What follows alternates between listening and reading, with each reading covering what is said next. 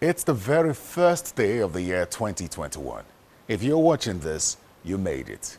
Happy New Year and welcome to Hard Copy. This week we're doing a recap of the year 2020. Many of the events of last year were unprecedented, beginning with the COVID-19 pandemic, which held countries to a standstill. For us in Nigeria, perhaps the biggest lesson from the pandemic is that the health sector needs more attention, as COVID-19 exposed the decay in the health sector even more than we thought. Fingers were pointed at those who should be held responsible for the decay. And on that, I spoke with two former governors, Adams Oshiomhole, who was governor of Edo State from 2008 to 2016, and Rochas Okorocha, governor of Imo State from 2011 to 2019. Take a listen. It's been canvassed in the House of Representatives that public officers should be denied access, should be prevented from embarking on medical treatment abroad. You are one of the public officers who uses foreign doctors. You travel abroad for medical treatment, is that correct? You followed me? I'm asking you. No, I think the reason are you confirming or denying it? Let's not, no, I don't think it's about allegation. I think the point you want to make, which is very apt. No, the point I'm trying to make is this, permit me. Let me tell you how I understand your point. Just a second. The point I'm trying to make is this. You've been a governor. You still travel abroad for medical treatment till date. Is that wrong or right? Wrong. You don't travel abroad for medical treatment. Wait, listen. No, I just need some clarification. Do you not travel abroad for medical treatment? Wrong. You said it has to do I just want to read out something you said, and okay. This was just in 2017. You said that you've had cause to travel outside Nigeria for a comprehensive medical check, and that's when you were in doubt. And you said that the experience of Gani Fawemi shows that if ordinary laborers, medical doctors find cause to go and do what we call routine physical check, why would anyone make it such a big deal that any Nigerian, including our president, should be denied the right for a thorough check? You were responding to reactions that the president was traveling abroad for medical checks. So that was you alluding to traveling outside the country for medical checkup. Yeah. Now, when you travel, if you are apply for visa now to EU countries, they will ask you to have a health insurance cover in case you fall ill. So it's not as if you fix your calendar to fall ill or otherwise. The point I was making is that it was clearly unfair to talk like hypocrites. Why should the president travel when even the doctor, as a governor, I have, and I'm sure they will be in the record of Edo State government, many references by Nigeria doctors from both state-owned hospital and federal government-owned hospital, suggesting that a particular or some patients be referred to some hospitals abroad. And I found some doctors sometimes asking for those favors, that they need support to travel abroad. I don't think you want to personalize this. If you just make the law and do nothing else, people are going to tell you we are traveling for oversight functions in the case of the National Assembly. Meanwhile, they have booked their appointment with a medical doctor depending on where they are going. But in my conversation with the national chairman of the All Progressives Congress last week, he said that it's a matter of priority, sector priority. For example, you have state governors building airports and not paying as much attention to health, so they probably do not prioritize the health sector. Now, some would say that you were also busy building statues. I built 27 general hospitals, one each of the state, local government, a 200-bed hospital, and I built a Sumpter hospital, which is about 500 beds, a modern child hospital, which is about 500 beds. All completed? All completed. You have 27 hospitals completed? No, the two I told you about has been completed. But in the 27 hospitals, all of them have, as a building is standing, covered, tiled, roof. What is waiting is for equipping and landscaping. That's what it's waiting. But I was looking at the future of issues like this coming up now. What you're saying here, people who have said that you're part of those who have caused the decay in the You don't sector. think you're part of it? No, definitely Let me draw your attention to, just a second, let me draw your attention to the 30 hospitals you built in the state. Yes. A lot of them are in a state of decay now. You conceived that idea in 2013, am I correct? Yeah, about 2013. It took yeah. 6 years. You focused on building 30 hospitals. No, it's not that. I focus on building many things. There are a lot of things I built. I understand. You I wanted to did build urban 30 renewal. hospitals. Yes, one each in the local One government. each, and not and one. 5 hospitals. And just 2, according to you, are functional as we speak. Yes, because they were built for PPP in mind. Most of them have been given out. I also want to One understand. of them is operated by I an also American want to company. understand the rationale behind you concessioning 27 of those hospitals Yes. few days before your tenure expired. No, because That's what you did. No. You get it wrong.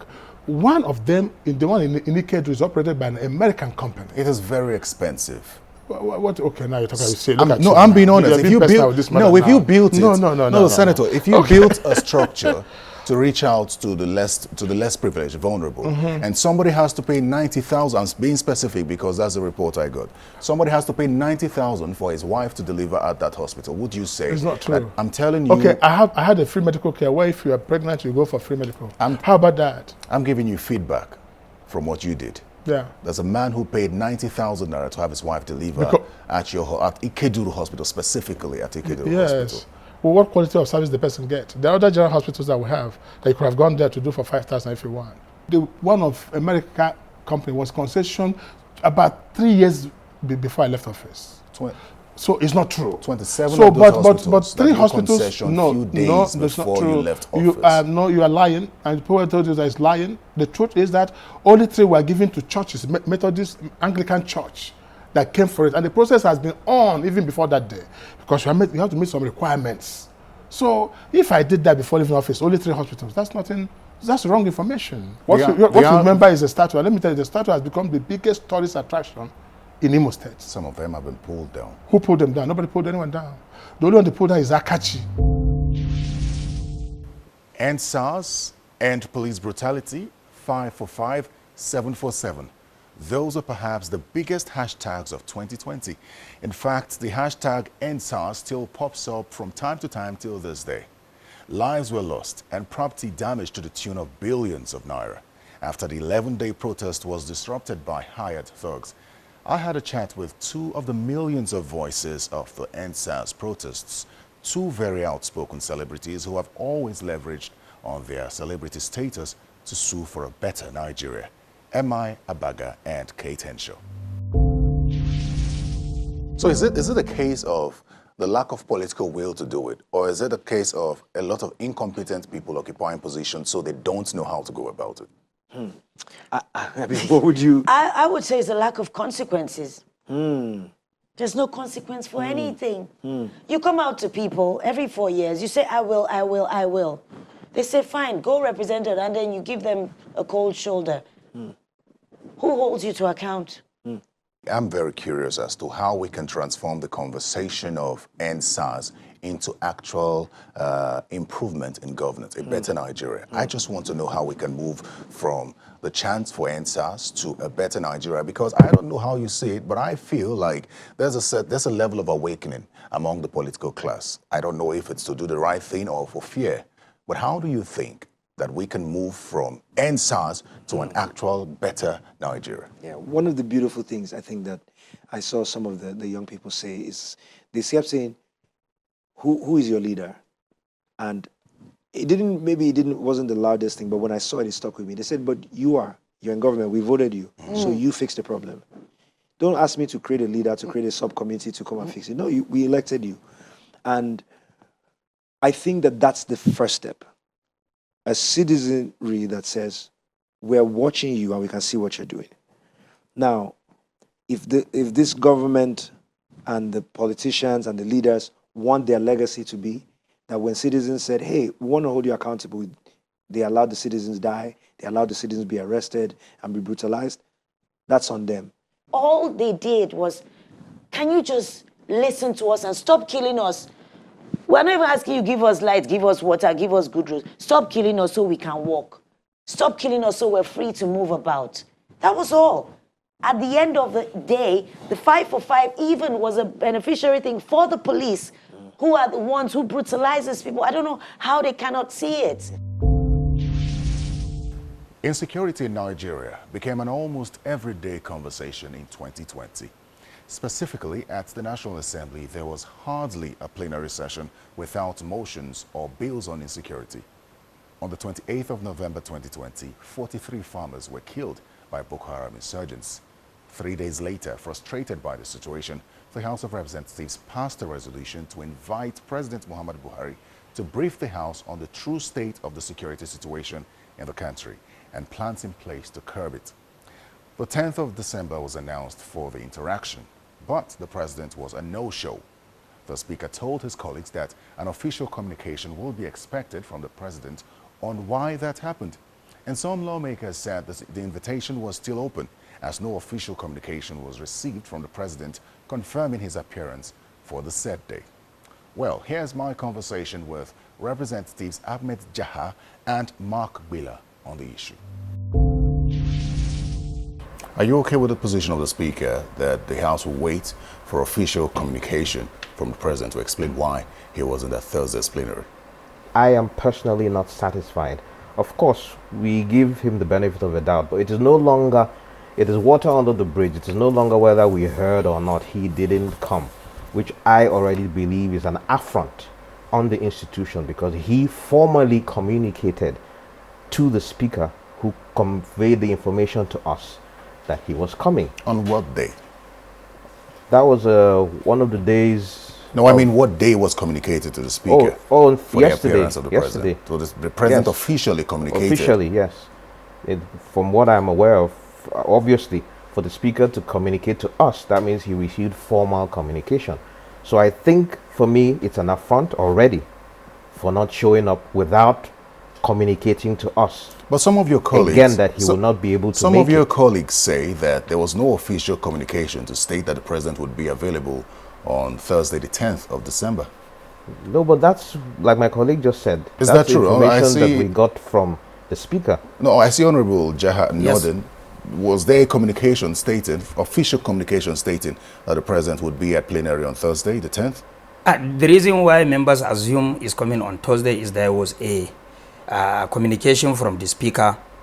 Let's say side- assume. Yes, because the assumption is we didn't see the official communication. As far as we are concerned, it was the speaker that told us the president And we have sorry, confidence excuse me, in our and to be speaker. fair to the speaker, when he was trying to cite Thursday as the official day that the president is going to come, he said that Tuesday probably there will be NEC meeting or something else. Then on Wednesday there may be Federal Executive Council meeting. So it's only Thursday he is looking up to. That was what the speaker said. It is obvious he should have given that regard to communicate and say, look, you guys said Thursday, but I'm not sure I can make it on Thursday. So this is what I will do. There has been no communication about whether he's coming. But you say there was a speculation, and Honorable Jaha has clearly stated here that there was no formal communication from the president indicating No, there was that a he formal, would be there on Thursday. No, there was a formal communication to the speaker, not to us individually as Of course, the members. speaker represents The institution, exactly. So there was formal communication of his willingness to come. on Thursday the 10th. Now, whether or not it is the Thursday is left to the speaker to determine. Many Nigerians who had accused the 9th National Assembly of being a rubber stamp for the executive looked forward to how the National Assembly would handle the situation of the president's failure to honor the invitation.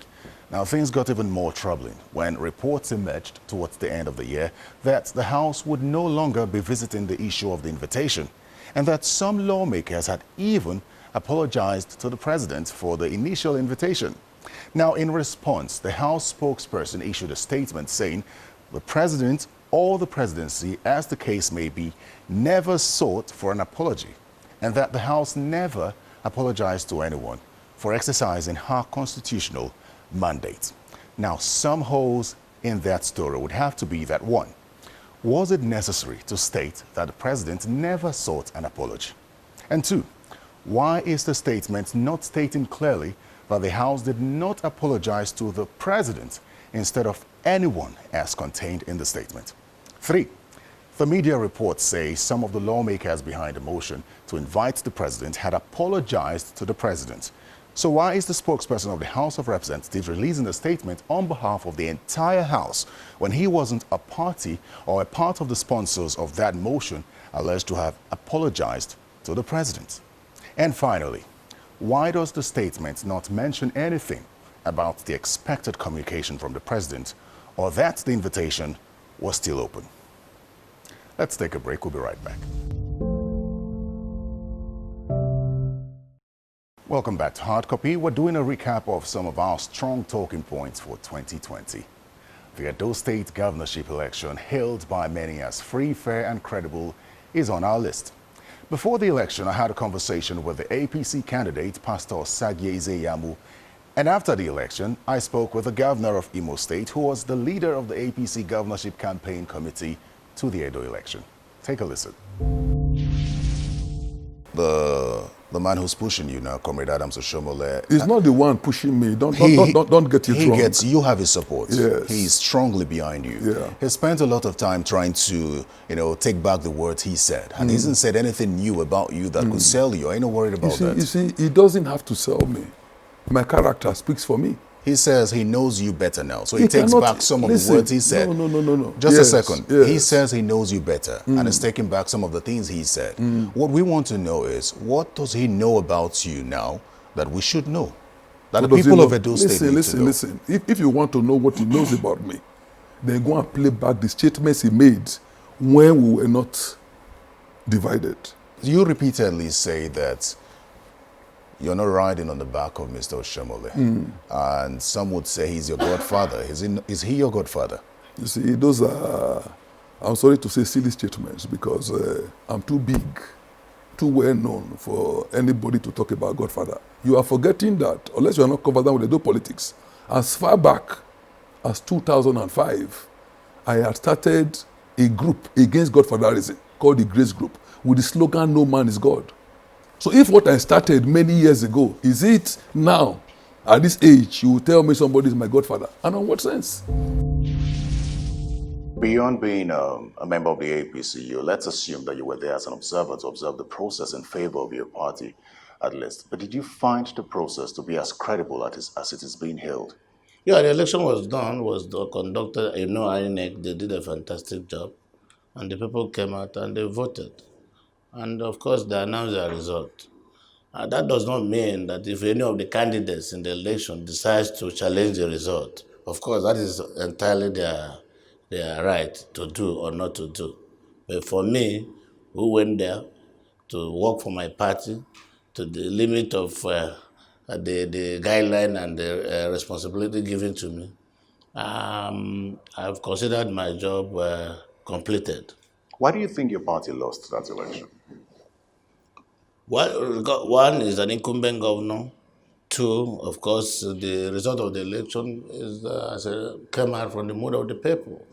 Recall that the events that led to the primaries of the party and the choice of candidate was that the incumbent governor was not able to get the ticket of the party. Of course, the grievances here and there, both for and against. Then every other thing now is story. The result of the election is out. APC is a national party, and one man cannot impose a candidate. And of course, you are only a candidate if you are sponsored by the party. And the process of sponsorship and selection of candidates is not a decision one man can take. Finally, a lot was said about the pay of federal lawmakers in 2020. It was also mentioned during the NSAS protest. Now, it's safe to say that things got heated when, during my conversation with the two chairmen of the National Assembly Committees on Army, I touched on the subject. Are you worried that part of the demand or part of the agitations of the NSAS protesters is that lawmakers' salaries should be cut? Well, Well, you are mixing things. Let me just talk to you straight on this. It is not the issue of the salaries of the lawmakers that matters. I feel pain about that because the budget of the National Assembly out of the 13 trillion that every year they pay is 128 for this year, for example. That includes salary, everything. If you remove, let's say, that if Nigerians want, because democracy cannot go without the legislature. For me, and I'm speaking for majority of us, call out the National Assembly, cancel it. That Cancel means, what? wait, cancel the National Assembly. In that means you have 128 million naira, billion naira reduction. Does that make any difference in No. Wait, let me land, please. Because this thing is getting too much for people like me that I come out to serve. I come out to serve, not because I want to come here and be rich. No legislator, go and check the record, has come out and gone and become a rich man because he was one time a legislator. Go and check. But wait now, let's listen out, because you brought it. No, you have ignored my question. No. My question is this. I have been crying out, government, what is there in our time now is that the cost of government is too much, too high. Are you saying that your salary has no effect on the economy? It has no effect on the economy. Go and check it. Honorable, do you agree with that? Okay, let me In 128 billion, in a budget of 13 trillion, Sir. and you are talking about senator's salary every time. Let me explain something, sir. I was a spokesperson of the 8th Assembly. The problem we are faced with Nigerian public, because if you look at the media, even social media, 128 billion versus 469 legislators. This is absolutely untrue, and we require the likes of credible media like channels to educate people. And let me explain why. In the National Assembly, you have 469 true as legislators, senators, and House of Reps. But that's not alone. We have over 2,500 civil servants. We have NILS, Nigeria Institute of Legislative Studies, as an agency under the control of the National Assembly. We have Public Complaints Commission under the National Assembly. We have Sergeant at Arms under the National Assembly. We have 558 that consume 12 billion as annual salary. So it is wrong for people to assume that 469 people take home 128 How much billion. do you take home every month? How much do I take home every month? It salary, depends. let me put it out. My I'll come salary, to you this yes, week. I just want my to salary about 600 something thousand. How much do you take home It's There's 600,000 naira. with all the allowances put together? No, Allowances you is are talking subject about to this. access. I mean, You are not cannot, you helping cannot the give, you system, cannot no. sit here and say this is your allowance. My bro, let me give you an example. You know why I'm if a you little go to the bit, ministry, Terry, let can me you come tell in, the please. ministry that this is how much you, if you are traveling, this is how much you are supposed to get? Let me hear from the Senator Ndubi. Terry, please, you people should help this country in terms of all this, because you know, Senator Ndubi, if you put out information to wait to now, the let me, public, okay, Terry, you we will are not- not arguing. No, I'm the trying info- to clear something. You're trying to put it to us as media or to Yeah, help the people. because for you will- now, you come to discuss about NSAS, and because you people are carrying this thing too much in your head, you will say, oh, salaries, your salary. Let me tell you, for me, I joined this politics in 2003. Go and ask people. My lifestyle or what I have has not really actually changed. Just Wait which- now, let me tell you. The cost of governance is the problem. The cost what of level? governance At at what all level. The cost of excluding the National Assembly. including the National Assembly. But you cannot be talking about expensiveness of cost of governance or isolating only the National Assembly. Go and see what the ministers or the ministry is spending in terms of their overhead. My salary is determined by this thing. What do they call it? Revenue and mobilization is 1.something million per day. But that office of the Senate, as a senator, senatorial district is run by, you know, with money. And whatever you spend. So now if I travel, if I buy stationery, if we have committee meetings, you take responsibility for that. The staff of the National Assembly, all put together, is 128 to take care of an I arm really of wish government. we had time to break down some of your We'll make it a So topic please. one day so that we I can would come and gladly- discuss I the would matter. gladly The have cost of I will avail governance- you my opportunity. to The have cost that of kind of governance is the conversation. problem. I disagree, because right now Nigerians are spending 13 trillion on less than 5% of the people, Distinguished, including we're the out of National time Assembly. now. We're You out of understand? time. I But understand. please, Terry, As don't be we have putting- said, I don't be will- setting us against the public every time on this salary Nobody issue. sets you In fact, against the for public. me, I know I it's a- have been advocating I asked you a severally simple that we question should. that the public we should. asked. What has our salary got to do with the thing discussion is, I of want us to NSAS? clarify something. I I mean, asked you a you simple people are not question helping matters. that the public asked. The public Make- is questioning the if you public- take home 30 million naira a month. The public called for this democracy and elected us in there. Well, next week we'll keep that conversation alive and try to find a balance. I'll speak with the chairman of the Revenue Mobilization, Allocation and Fiscal Commission. That's it on Hardcopy this week. Thanks for watching. Catch up on old episodes on channelstv.com. Hardcopy podcasts can also be found there as well. I am Terry Ikumi. Goodbye and Happy New Year.